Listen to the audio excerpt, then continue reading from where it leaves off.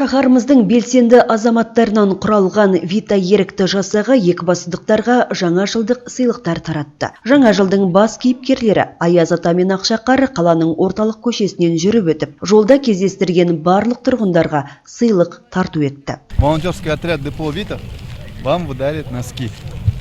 Рахмет. Спасибо большое. Хотим вам сделать такой подарок. Спасибо. Это вам Небольшие подарочки от ДПО Вита, чтобы вам было тепло.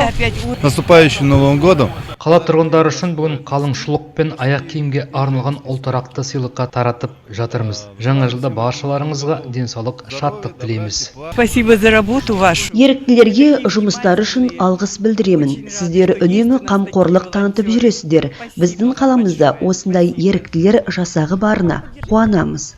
Мы, волонтеры ДПО Вита, хотим поздравить вас с наступающим Новым годом. 2023 год. Рахмет сіздерге. Сіздерді де келе жатқан жаңа жылдарыңызбен құттықтаймын. Сіздердің жұмыстарыңыз әрқашан сұранысқа ие болып, ерікті деген атақтарыңызбен мақтанышпен айтарлықтай болыңыздар. Және бұл игі істеріңізді тастамаңыздар. Дендеріңіз сау, бай қуатты өмір кешіңіздер. Істер алға басып, осылай көмектерін халыққа көрсете берсін. Балаша қуанған қалалықтар жаңа жылдық туысын сый алып, мәре-сәре болып қалды.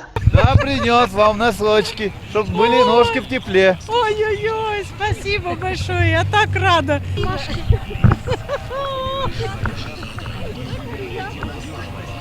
приятно.